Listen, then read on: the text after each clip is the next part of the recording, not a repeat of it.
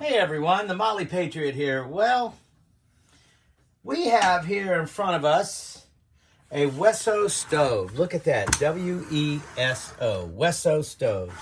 And we picked this up on Craigslist, and if you stand up, take a look at this. It's one of these warm touch tile, although it's not completely warm, but it's a ceramic tile that sets off from an iron or cast iron or steel stove.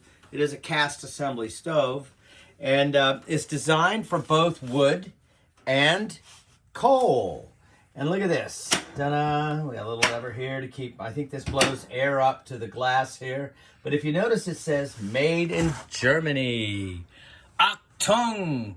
We have the premier stove here. Anyway, long story short, you can see my ashtray. Has a little bit of ash in. But today we're trying to burn anthracite coal.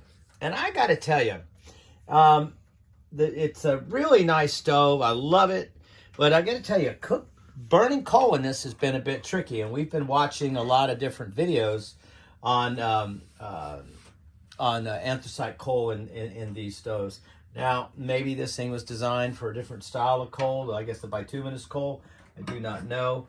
But we've managed a couple of times to get a fire to grab and hold. But it's been the exception and not the rule. So if you notice, and this is kind of a question for your YouTubers out there, we have grates inside here in the front.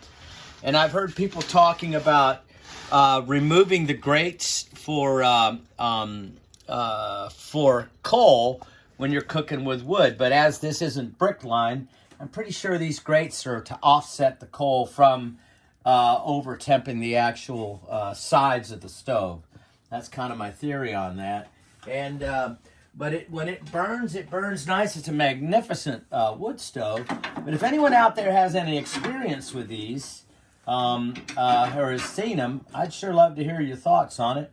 Right now, seems like we are ready to put a little more coal on this. We started with a little wood.